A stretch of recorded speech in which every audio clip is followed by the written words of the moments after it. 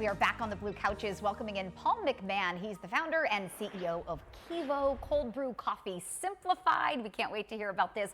But Paul, welcome into First at 4. Yeah, thank you very much. This is my hometown. It's great to be here. Thank you. Yeah, so tell us how you came into creating KEVO. Yeah, so I've kind of always been drinking coffee. At least I started in the military, just been drinking coffee all the time. You're out in missions, and you might not always have like cream or sugar, but you always have coffee.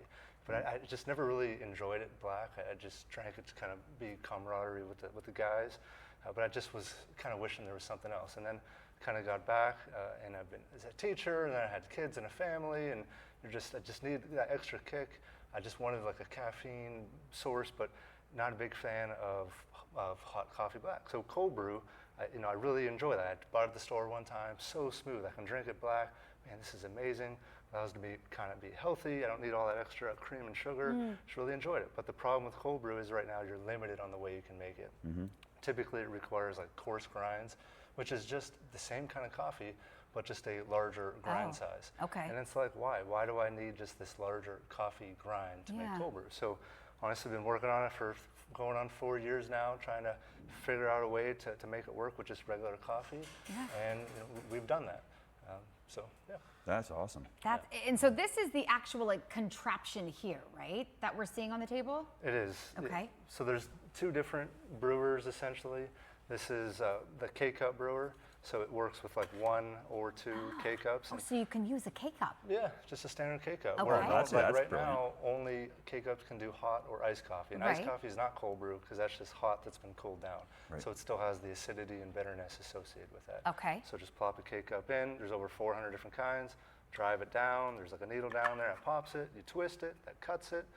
And then you just have this filled with water, put it in. And it does still take time. That's the thing with cold brew. It still takes time. But really, to me, I don't see it as that big of an inconvenience because I just set it up overnight.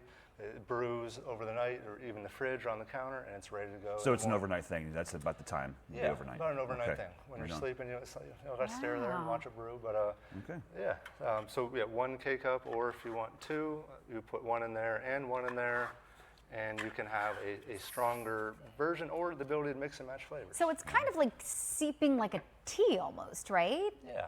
Okay. Yeah. So how long did it take you to get from, I wish there was an easier way to make cold brew to this? Honestly, about 4 years. You would think it's pretty simple, but it wasn't. I mean, it's simple now, but honestly, a lot of people don't realize with coffee, there's trapped gases in there. Like when they roast that bean, there's carbon dioxide and other gases. And water and gases don't really mix all that well. Right. And so until you get rid of those gases, it won't brew correctly. So literally everywhere you'll see online, it's like, oh, you need coarse grinds for cold brew. That's just not true.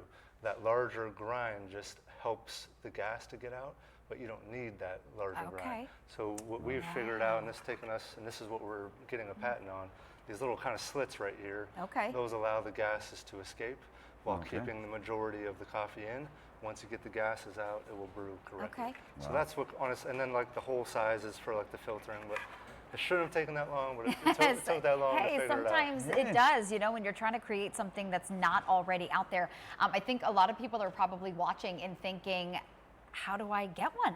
I want this in my life. Yeah, I do. Yeah, right? I do. Yeah. Yeah, appreciate it. So right now I'm doing a Kickstarter, and a Kickstarter, it's kind of like you're raising funds, but really it's just you're paying for a product that you'll get down the road. Okay. So it's not like you'll buy some on Amazon or Walmart and you'll get it in 2 days. This is more like you'll buy the product and then you'll get it in 6 months from now. Okay. So I'm working with a manufacturer in Erie to make it, but it costs a lot of money to make the tooling to mass produce it. Right. Well, Paul, it's really interesting. Thanks for being here and sharing it with us. Again, KEVO Brew. If you just go to either Kickstarter and just search cold brew, you'll find KEVO. Or the website KEVObrew.com. Okay. Also Kickstarter link there. That's All awesome, right. man. Paul, Awesome. thanks for being thank here. you very Really, really cool. Yeah, thank you. We do want to